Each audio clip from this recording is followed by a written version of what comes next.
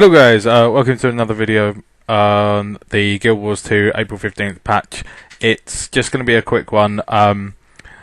Don't really have much to say on it, but it is going to be a good introduction for me to use now before we start the April 15th, where I'm going to be doing a lot more videos for you guys and hopefully come up with some good ideas for you and ways that you can improve your gameplay effectively, mainly for new players, but hopefully it'll give the people who are found in the game a little bit stagnant at the moment, stuck in the same class and have been for a while, maybe in World v World, PvP or PvE, give you a chance to branch out into something new.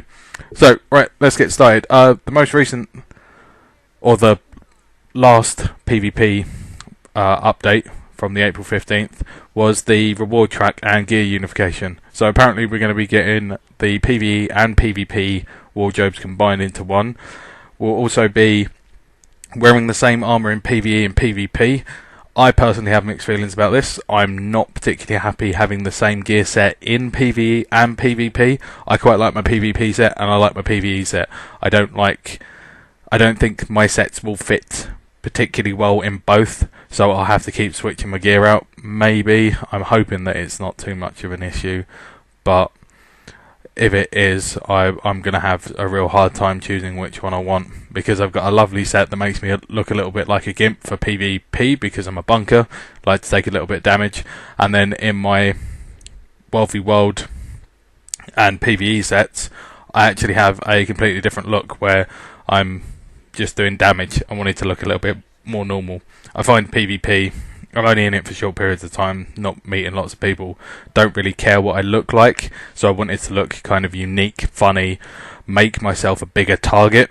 Seeing though I'm bunkering down, I want to try and keep everyone focused on me, so the brighter colours I could go for, the better. World v World on the other hand, don't really want that, because I have been commanding recently and I don't really want to be zerked down instantly because I look like the prettiest target. So PvP is now going to work slightly differently, where we can actually choose a reward track by the looks of it to work towards in PvP, rather than just going down the getting ranks and getting a random chest at the end. We can actually work towards something that we want to do.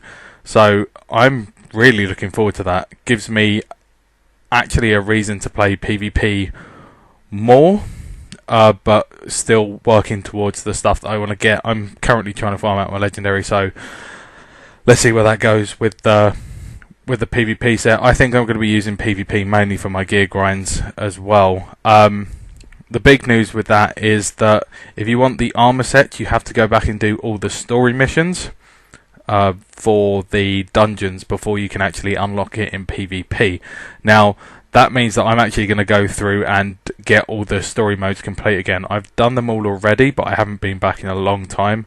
I'm actually getting more into the lore of Guild Wars 2, so I will find it very handy to get back to those dungeons and play through for the story. So I'll be putting up those story playthroughs with all the scenes, no skipping, so you guys don't actually have to sit through and get yelled at in the looking for group system that you're the noob that won't skip the scene and slowing down their progress for the people that just want it done. So that'll be coming to my channel. Also, the other thing with the PvP rewards is the way that it'll work is that you'll have lots of individual tracks that you work down. So you'll have 8 tiers in that, in each individual point, and from what I've heard, it'll take about 1.5 to 2 games to get each individual tier in that track. So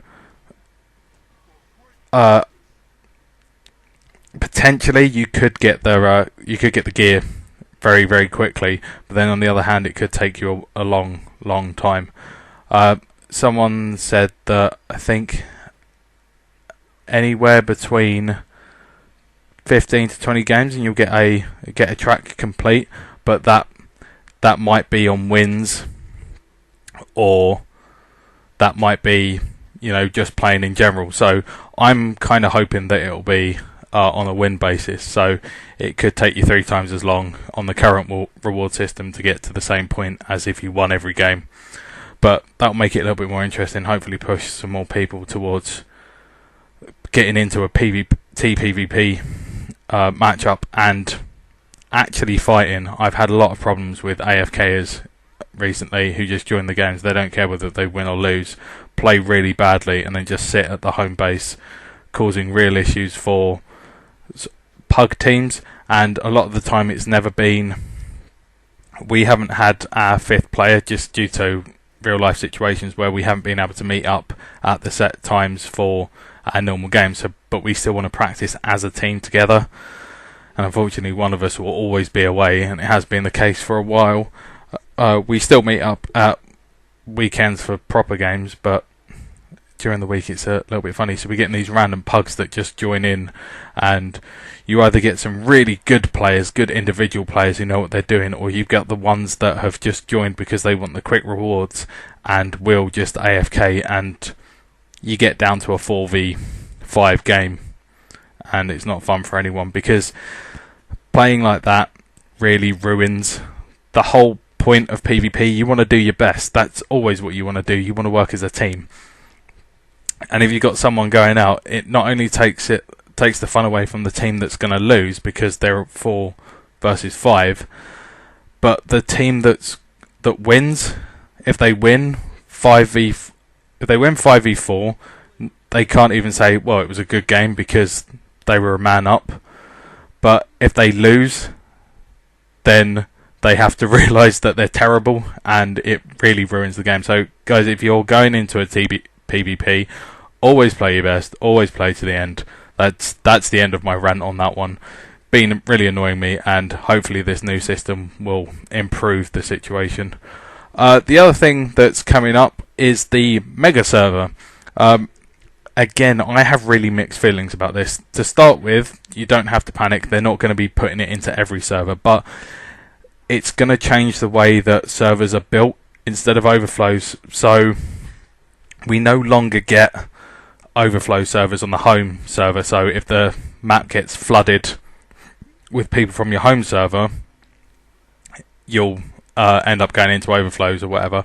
But now it's going to be that there are standard maps across EU and NA, which means that if there's only 5 people from example your server and then 4 people on another server, you guys will be put into the same server until that server fills up, and then you all get to play together. So you get to see there's some weird mathematical formula that they've put in which will prioritize the way that you join the server. So you'll always join servers with people. Join the server with the people from your home world on, but you might end up playing with another server that's similar to yours. So you always encounter the same people. You don't end up meeting. Occasionally, you'll find that you're with a completely different server and no one's on your server, or the other way round. You find that there's one person who isn't on your server who's just happened to be thrown in there. And it works on as well I think it's working on the way that they're ranked. I'm guessing it'll be, you won't be matched up with the the servers you're world v world in against, because that'll make things more difficult. Obviously, if you've got friends and then suddenly you see them, you might decide that you want to kill them, or you might decide that you want to help them and leave them alone a little bit. So, you could end up with some mixed loyalty. So let's see how that one goes. At the moment, they're just putting it in the 1 to 15 zones and the PvP lobby. The PvP lobby I really like because you run into those people all the time anyway.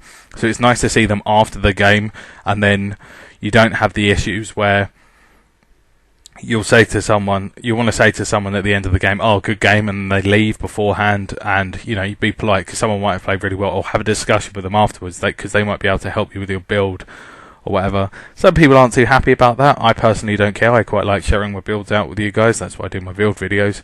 But the whole point of Guild Wars is that even if you share your builds, even be that in game or via videos or whatever, it doesn't mean that they're gonna beat you or suddenly know how to beat you.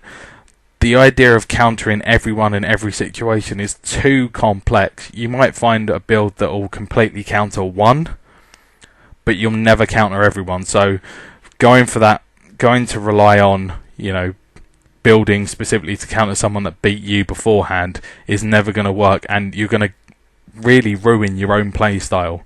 So that being said, with this new mega server system, I think it's going to work really well, joining all the servers together, and maybe we'll blur a little bit of the lines between the servers at the moment, because if it's PvE you want to do in EU anyway, everyone goes to Desolation because they're the big guys, or they'll want to go somewhere and do something. Occasionally you'll turn up to a big world boss and it'll be spawning, and you'll find out that there's about 6 people on one server and 7 people on another, and there's no way you're going to get this world boss down. Well, now hopefully that'll mean that when it spawns, there will always be the right number of people to take it down if you're there early enough. I mean, it should as well assist with the people that join in later on and expect to get the free kill. Personally, I find that really annoying, especially on big world bosses. Now, the counter argument to that is big world bosses such as Tequatl and the Worm, they are going to be horrible for this if it's going to be a matchup, because everything will spawn at the same time. You could end up being sort of in one server with lots of people that you don't know who also wanted to join at that fight. It just happens to be the time that you spawn in. So I'm hoping that certain maps will stay specifically for the home servers, because on my server anyway, we have a really big community with lots of great guys that we work with quite regularly. We learn the tactics together, and we have our own guilds, and our own guilds do our own thing, but when it comes to big world bosses that we want to take down, we all team up together and we all do it, and we all do really well, and it means we can help in World v World. Well, I think the mega server is going to end up ruining those blurred lines that we've put up, and put up a new sort of segregation of people. I personally don't think it's going to be too bad, but we'll have to wait and see until it joins in. Again, as I said, it's only on the 1 to 15 maps to start with, and they're going to test everything out, make sure it works properly, make sure it does what it's supposed to do. Also, it means that gonna make it so there's going to be more people on the map at any one point. So according to their numbers, it's going to be up by 225%. Now, I don't know whether they mean that that's going to be a 225% increase, so there's going to be 325% of the player base on there, or it's going to be 225% of the player base. I think they mean that there's going to be almost 3.25 times as many people on a map, which will be a lot more interesting. Means champion trains hopefully will carry on as well into those wee hours of the morning where occasionally you don't find it, although again that's also been nerfed, so we may see the higher level champion trains, the temples being run, the events in ore being run a little bit better, hopefully venturing out into the world again, because the world of Guild Wars 2 is so vast, and there's lots of little areas that you can go to and meet up with people and have a great time, but you don't really get to enjoy that anymore because everyone's either World v World, the Worm, or just fractals and dungeons, because that's the quickest way of getting gold. So we'll see how the mega server goes. There's 2 more updates coming in. They'll be in the next couple of days, so once they're both in, I'll do another update and let you guys know if there's anything important that I should share with you and let you know my opinions. But this is where it comes into the important part. What's going to be happening after the April 15th for me and my channel, and what I'm going to be doing for you guys, is a complete change to the way I've done build videos before. Now, my build videos before were very much based on the old system, so I've had to delay a lot of the build videos because I don't think it's going to be great for me to upload a video for you guys that maybe in a couple of weeks will be completely outdated, not as effective, and not useful for you. So I'm holding off until April the 15th patch, and when that comes in, I'll be putting on more build videos for you guys. Also, during that time, we'll end up with some good ideas. My first one is going to be that this is suggested to me by a couple of guildies. I'm going to be making build videos for people that want to make new characters.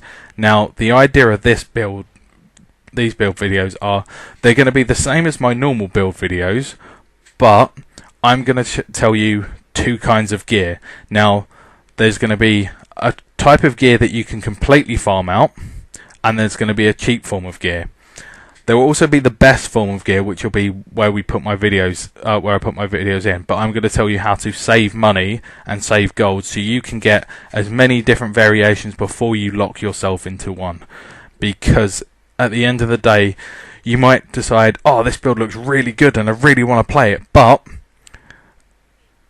you get down to playing it, you've spent 60, 70 gold on it, maybe even more than that, sometimes hundreds of gold, and you go, oh, actually that build's not for me, I don't like that anymore, so I want to try something else out.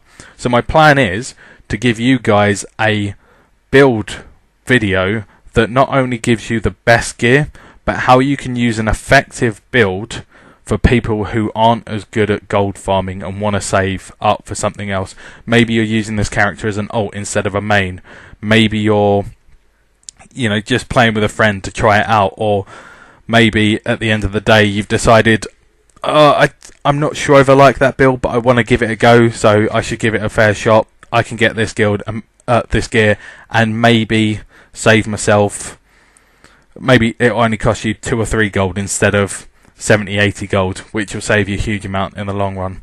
Also, the flip side to that is how I'm going to give you all the money saving tips that I've found, and whether the consumables that some people use are the best consumables as in value for money, because I've been using lots recently and found that some of them are ridiculous in price, but actually not worth the increase for the amount of gold you're spending on them.